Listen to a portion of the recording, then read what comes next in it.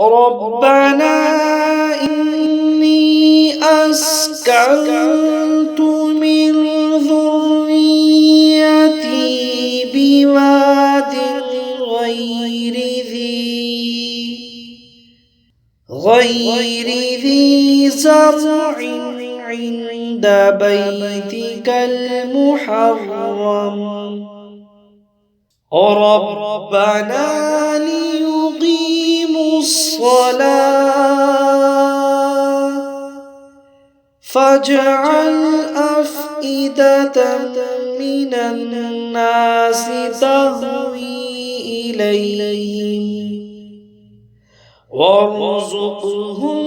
من الثمرات لعلهم يشكرون ربنا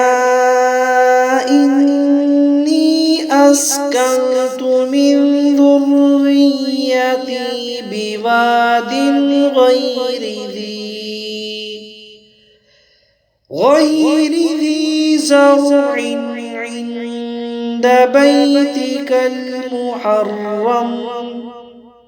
ربنا ليقيموا الصلاة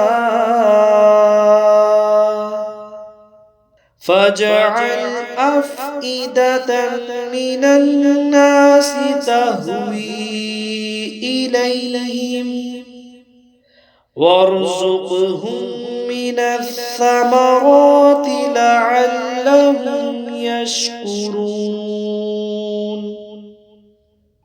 ربنا إني أسكنت من ذريتي بواد غير ذي زرع عند بيتك المحرم ربنا ليقيموا الصلاة فاجعل أفئدة من الناس تهوي إليهم وارزقهم من الثمرات لعلهم يشكرون ربنا إني أسكنت من ذريتي بواد غير ذي زرع عند بيتك المحرم ربنا ليقيموا الصلاة فاجعل أفئدة من الناس تهوي إليهم وارزقهم من الثمرات لعلهم يشكرون ربنا إني أسكنت من ذريتي بواد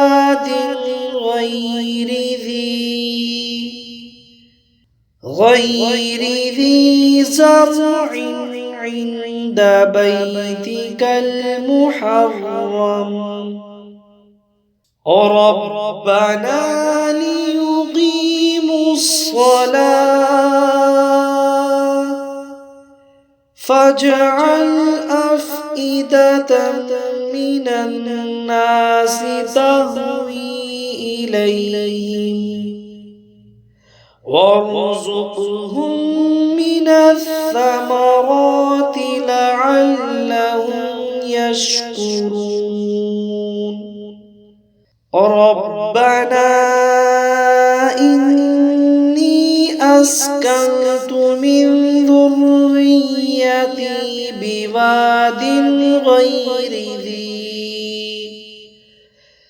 غير ذي زرع عند بيتك المحرم ربنا ليقيموا الصلاة فاجعل أفئدة من الناس تهوي إليهم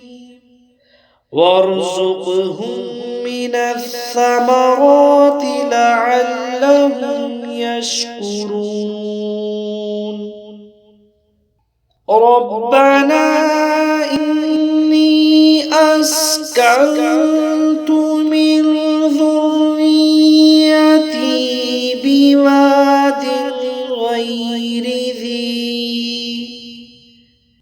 غير ذي زرع عند بيتك المحرم ربنا ليقيموا الصلاة فاجعل أفئدة من الناس تهوي إليهم وارزقهم من الثمرات لعلهم يشكرون ربنا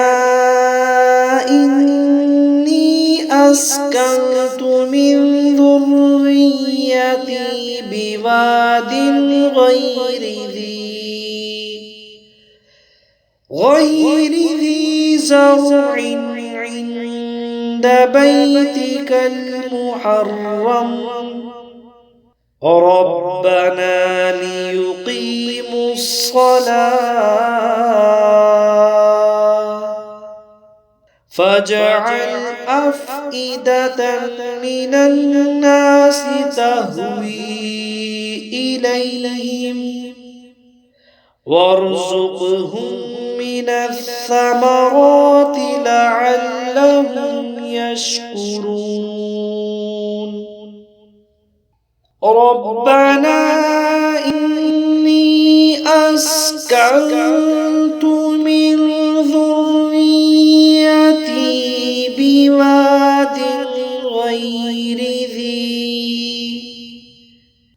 غير ذي زرع عند بيتك المحرم ربنا ليقيموا الصلاة فاجعل أفئدة من الناس تهوي إليهم وارزقهم من الثمرات لعلهم يشكرون